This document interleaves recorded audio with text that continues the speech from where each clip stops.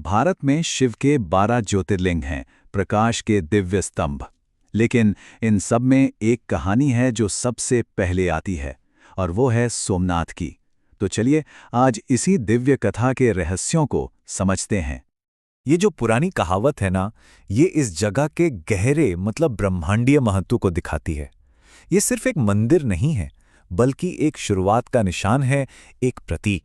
तो ये कहानी किसी मंदिर की दीवारों से नहीं, बल्कि आसमान में शुरू होती है, एक दिव्य नाटक से, जिसके मुख्य किरदार हैं चंद्रदेव।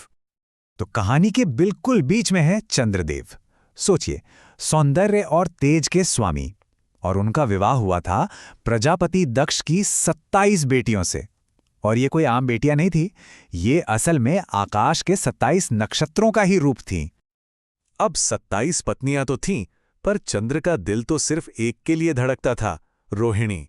और जाहिर है जब ऐसा हुआ तो बाकी 26 पत्नियों के मन में जलन और उपेक्षा की आग तो भड़कनी ही थी।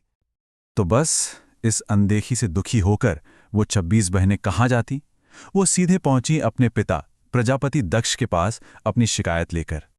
और अपनी बेटियों का ये अपमान देखकर दक्ष का गुस्सा 7वें आसमान पर पहुंच गया, और उसी गुस्से में उन्होंने चंद्र को एक बहुत ही भयानक श्राप दे दिया। श्राप का असर फौरन हुआ और बहुत विनाशकारी था। चंद्र की रोशनी फीकी पड़ने लगी, उनका रूप गायब होने लगा। और जैसे ही ये हुआ, पूरे ब्रह्मांड में, सारे देवलोकों में चिंता की लहर दौड़ गई। अब इस श्राप से बचने के लिए चंद्र बेताब थे। वो एक रास्ता खोज रहे थे, एक शरण जहां उन्हें श्राप से मुक्ति मिल सके। और इसी खोज में वो पहुंचे प्रभास क्षेत्र, एक ऐसी पवित्र जगह जहां भगवान शिव हमेशा मौजूद रहते हैं। वहां चंद्र ने सालों तक बहुत कठोर तपस्या की, और आखिरकार उनकी भक्ति से खुश होकर महादेव खुद उनके सामने प्रकट हुए और उन्हें दिया एक वरदान, उनकी रोशनी को समय समय पर लौटाने का वरदान।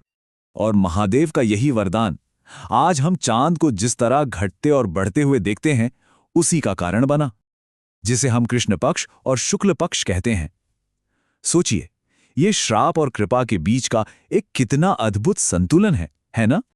और फिर उसी पवित्र जगह पर भगवान शिव एक ज्योतिर्लिंग के रूप में प्रकट हुए, प्रकाश का एक दिव्य स्तंभ। और चंद्र का एक नाम सोम भी है, तो शिव ने उन्हीं के नाम पर उस जगह का नाम रखा सोमनाथ, यानी सोम के नाथ, चंद्रमा के स्वामी। तो ये तो हुई पौराणिक कहानी, लेकिन इस कहानी से जन्म लेकर जो असल मंदिर धरती पर बना, सोमनाथ का मंदिर, उसका इतिहास बहुत लंबा और उथल-पुथल भरा रहा है। अगर इतिहास के पन्ने पलटें तो पता चलता है कि ये मंदिर कितनी ही बार तोड़ा गया, लेकिन हर बार अटूट श्रद्धा ने इसे फिर से खड़ा कर दिया। चाहे वो भगवान कृष्ण हो, चालुक्य राजा हो, या फिर आज़ादी के बाद सरदार पटेल, इसका दोबारा बनना सिर्फ एक इमारत का बनना नहीं था, ये तो आस्था की शक्ति का ऐलान था। और समंदर के किनारे इसका यूं खड़ा होना अपने आप में एक बहुत बड़ा संदेश देता है कि लहरें चाहे कितनी भी टकराएं, कितनी भी मुसीबतें आएं, शिव के भक्तों का विश्वास हमेशा अडिग रहता है, बिल्कुल इस मंदिर की तरह। इस पवित्र भूमि से एक और बहुत बड़ी दिव्य कहानी जुड़ी हुई है। ये वही प्रभास क्षेत्र है जहां भगवान कृष्ण ने अपने सांसारिक लीलाओं का समापन किया था, अपने दिव्य धाम जाने से ठीक पहले। ये बात इस जगह के आध्यात्मिक महत्व को और भी गहरा बना देती है। तो सवाल ये उठता है कि आखिर सोमनाथ आज भी इतना महत्वपूर्ण क्यों है? इसके भक्तों के लिए इसका क्या मतलब है? इसके कई गहरे कारण हैं।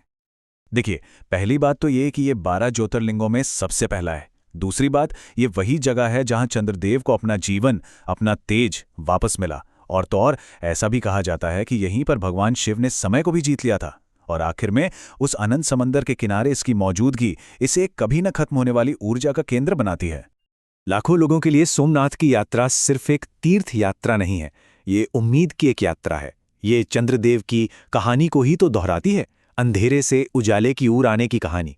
और ये हमें एक सवाल के साथ छोड़ जाती है, क्या सोमनाथ की यात्रा सच में किसी के भी जीवन को चंद्रमा की तरह फिर से पूरा कर सकती है?